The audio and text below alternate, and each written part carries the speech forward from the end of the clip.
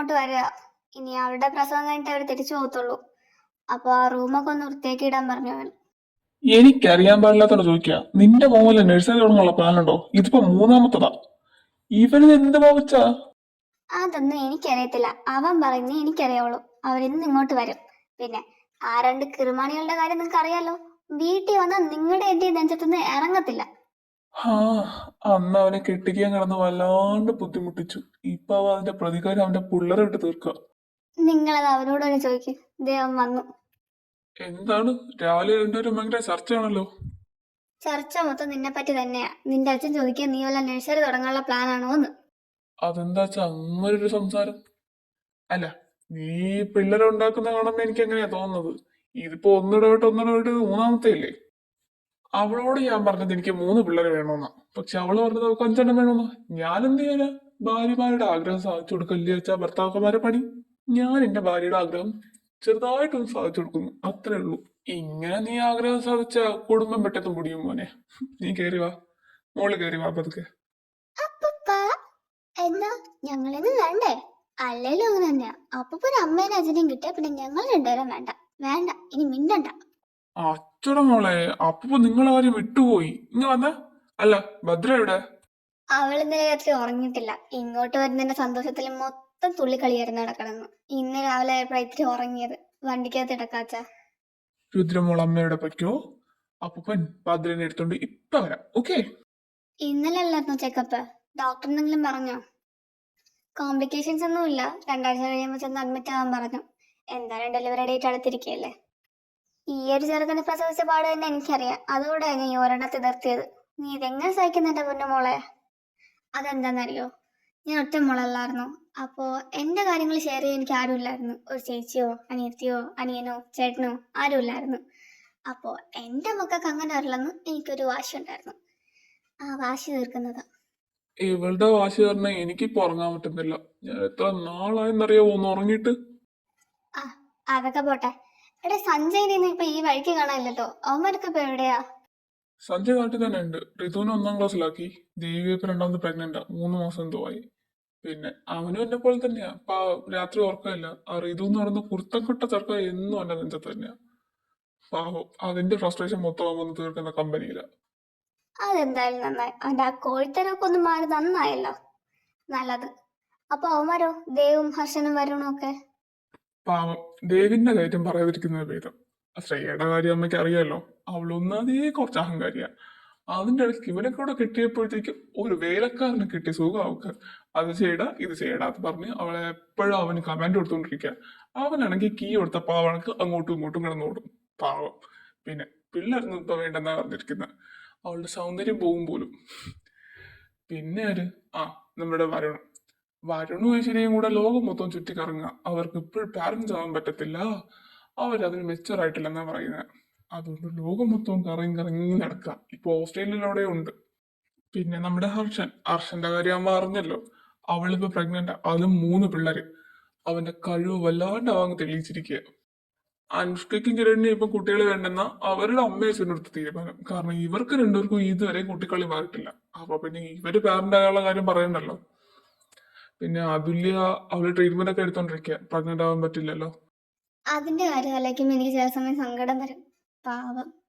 അവളും ആദ്യം അങ്ങനെ തന്നെയായിരുന്നു. ഇന്ന് ഇവളെ വിളിച്ച് ഭയങ്കര കടച്ചിലായിരുന്നു. എനിക്ക് കുട്ടികളില്ല എന്ന് പറഞ്ഞു. പിന്നെ ഇപ്പൊ അവൾക്ക് അത് ശീലമായി. ഇപ്പൊ ട്രീറ്റ്മെന്റ് ഒക്കെ എടുത്തപ്പോ ഏകദേശം ഒക്കെ അവൾ ഓക്കെയാ. പിന്നെ എല്ലാത്തിനും കട്ട സപ്പോർട്ടായിട്ട് മഹേഷ് കൂടെ ഉണ്ട്. അത് അവൾക്ക് വല്ല ആശ്വാസം. ചില കെട്ടിയവന്മാരെ കണക്ക് അവളെ മാത്രം കുറ്റപ്പെടുത്തിക്കൊണ്ടൊന്നും അവ ഇരിക്കുന്നില്ല. എന്തായാലും എല്ലാരും നല്ലോണം ജീവിക്കുന്നല്ലോ. അത് മാത്രം അറിഞ്ഞാൽ മതി. പിന്നെ എല്ലാവർക്കും ഇഷ്ടപ്പെട്ട പെണ്ണിനെ തന്നെ കിട്ടുകയും ചെയ്തു. അതാ നിനക്ക് കിട്ടിയ ഏറ്റവും വലിയ അനുഗ്രഹം. ഈ അമ്മയും മോനും കൂടെ ഇങ്ങനെ വർത്താനം പറഞ്ഞോണ്ടിരുന്ന ആ കൊച്ചിനെ കേട്. അവള് കുറേ നേരം എങ്ങനെ ഇരിക്കാൻ തുടങ്ങിയിട്ട്. മോള് വാ, റൂം റെഡിയാക്കി ഇട്ടിട്ടുണ്ട്. കുറച്ചേരം ചെന്ന് കിടക്ക്. അച്ഛാ, അതെ, പിള്ളേരെ നിങ്ങളോട് കിടത്തോ. ഞങ്ങളോട് കിടന്ന രണ്ടെണ്ണം ഞങ്ങൾ ഉറങ്ങാൻ സമ്മതിക്കത്തില്ല. ചില നേരം എന്റെ വയറ്റിലൊക്കെ ഇട്ട് ചവിട്ടും. എനിക്ക് നല്ല വേദന എടുക്കും. അപ്പോ അവര് നിങ്ങളോട് കിടക്കട്ടെ, കുഴപ്പമില്ലല്ലോ. അവളുമാര് ഞങ്ങളുടെ അടുത്ത് കിടന്ന് നല്ലോണം ഉറങ്ങിക്കോളും. മക്കൾ അതിനെ പറ്റി ടെൻഷൻ അടിക്കണ്ട. പോയി കിടന്ന് ഉറങ്ങിക്കോ. എതിർക്ക, അവളൊന്ന് ഹെൽപ്പ് ചെയ്തേ. അല്ലേ, വന്ന് ഈ മോനായ എന്നോട് നിങ്ങൾക്ക് ഒരു സ്നേഹം ഇല്ലല്ലേ? മൊത്തം മരുമോളോടാണല്ലോ സ്നേഹം. എടാ, ഇവിടെ മരുമോള് മോൻ എന്നൊരു വേർതിരിവില്ല. അവള് ഞങ്ങളെ കൊച്ചു തന്നെയാ കേട്ടല്ലോ. മര്യാദയ്ക്ക് അവളെ ഹെൽപ്പ് ചെയ്തോളാം. സിദ്ധു സിദ്ധു കാല് വേദന എടുക്കുന്നു, ഒന്ന് തടവി തരൂ പ്ലീസ്. ആ ഈ വിളി എന്താ താമസിച്ചത് ഞാൻ ഇപ്പൊ ആലോചിച്ചതേ ഉള്ളൂ. എവിടെ കാലു? സിദ്ധു, അന്ന് ഞാൻ ആ ഫ്ലൈറ്റ് കയറി പോയിരുന്നെങ്കി നീ എന്ത് ചെയ്തനെ? അന്ന് നിന്നെ കിട്ടിയില്ലായിരുന്നെങ്കിൽ മേ ബി ഞാൻ വേറെ ഏതെങ്കിലും പെണ്ണെ കണ്ടുപിടിച്ച് കറക്കി സെറ്റാക്കി കല്യാണം കഴിച്ച് സുഖമായിട്ട് ജീവിച്ചന്. പോടാ പട്ടി. അല്ലെങ്കിൽ എനിക്കറിയാം നിനക്ക് എന്നോട് ഒരു സ്നേഹമില്ല. എന്നെ കാൽ തൊണ്ട വിട്. വേണമെങ്കിൽ മുത്തേ, നീ എന്നാ ഫ്ലൈറ്റിൽ കയറി പോയിരുന്നെങ്കിൽ വേറെ ഏതെങ്കിലും ഫ്ലൈറ്റിൽ കയറി നിന്റെ അടുത്ത് ഞാൻ വന്നനെ. എന്നിട്ട് നിന്റെ കൈയും കാലും പിടിച്ച് നിന്നെ ഞാൻ കല്യാണം കഴിച്ചനെ. അല്ലാതുകൊണ്ട് ഞാൻ എന്ത് ചെയ്യാനാ? നീ അല്ലേടി എന്റെ സ്വത്ത്. എല്ലാം ഈ പറച്ചില് മാത്രമേ ഉള്ളൂ. എന്നോട് ഇപ്പൊ ഒരു സ്നേഹമില്ല. പണ്ടത്തെ പോലെയൊന്നും അല്ല ഇപ്പൊ എന്നോട് സംസാരിക്കുന്നത്. എടി, നീ ഈ രണ്ടാമത് പ്രഗ്നന്റ് ആയതിനു ശേഷം നിന്റെ കാര്യം നോക്കണം, അവളുമാരുടെ എണ്ണത്തിന്റെ കാര്യം നോക്കണം, നിന്റെ കമ്പനിയുടെ കാര്യം നോക്കണം, എന്റെ കമ്പനിയുടെ കാര്യം നോക്കണം, ഇവിടുത്തെ കാര്യം നോക്കണം. എല്ലാം കൂടെ ആയപ്പോ എനിക്ക് നല്ല സ്ട്രെസ് ഉണ്ട്. പക്ഷെ നീ ഉണ്ടായിരുന്നപ്പോ എനിക്കിതൊന്നും നോക്കണ്ടായിരുന്നു. പിള്ളേരുടെ കാര്യം നീ നോക്കുമായിരുന്നു, നിന്റെ കമ്പനിയുടെ കാര്യം നീ നോക്കുമായിരുന്നു. ഇതിപ്പോ എല്ലാം കൂടെ എന്റെ തലയിൽ നിന്നപ്പോ കുറച്ച് സമയക്കുറവുണ്ട്. എന്നിട്ടും ഞാൻ സമയം കണ്ടെത്തിയതേ ഇതേപോലെ നിനക്ക് കാലൊക്കെ തുടങ്ങി തരുന്നില്ലേ? പിന്നെന്താടി? പിന്നെ അവളുമാർ രണ്ടെണ്ണം ട്വിൻസ് ആയതുകൊണ്ട് തന്നെ എല്ലാം ഒരേപോലെ ചിന്തിക്കുന്നതും പ്രവർത്തിക്കുന്നതും. അതുകൊണ്ട് തന്നെ രണ്ടെണ്ണം കൂടെ എന്തെങ്കിലും കുരുത്തക്കേട് കാണിച്ചാലോ അതെനിക്ക് നല്ല പണിയാ. ഇപ്പൊ മനസ്സിലായല്ലോ പിള്ളേരെ വളർത്തുന്ന അത്രക്ക് എളുപ്പമുള്ള പണിയല്ലെന്ന്. വല്ലാണ്ട് മനസ്സിലായി. സിദ്ധു, ഞാൻ ഒരു കാര്യം ചോദിച്ചോട്ടെ? എന്നും എപ്പോഴും നീ എൻ്റെ കൂടെ കാണും ഇതേപോലെ? എന്ന് ഞാൻ നിന്റെ കൂടെ കാണും.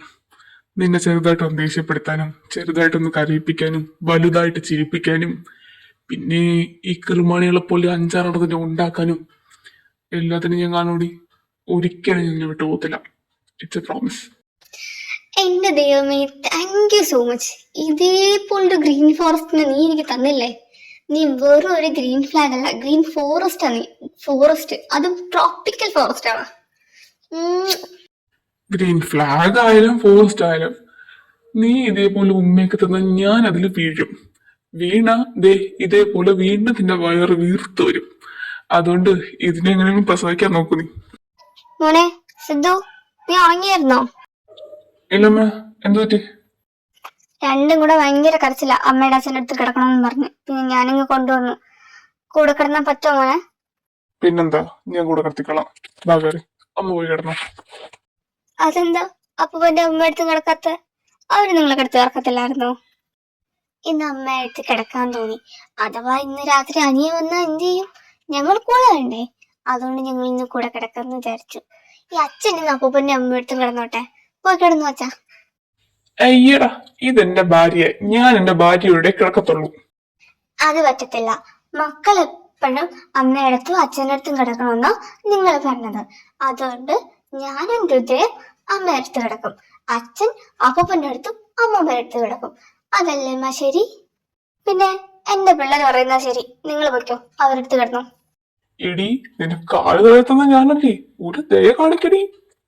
ആ, തൽക്കാലം ഇന്ന് അച്ഛൻ നമ്മളോട് കിടക്കട്ടെ. അച്ഛൻ ഇന്ന് നമുക്കൊരു കഥ പറഞ്ഞു തരും. ഈ അച്ഛനെല്ലാം പുളുക്കഥയെ പറയുള്ളൂ, നല്ല കഥ ഒന്നും പറഞ്ഞു തരത്തില്ല. എന്നൊരു കാര്യം ചെയ്യാം, ഇന്ന് അച്ഛൻ ഇവിടെ കിടക്കട്ടെ. ഇന്ന് അച്ഛനും മക്കൾക്കും എല്ലാവർക്കും ഈ അമ്മ കഥ പറഞ്ഞുതരാം. ഓക്കെ? എങ്കിൽ ഓക്കെ. ദേ കഥ തുടങ്ങാൻ പോവാണേ. അപ്പോ ഓരോരുത്തരോടത്ത് ഒരു അപ്പൂപ്പനുണ്ടായിരുന്നു.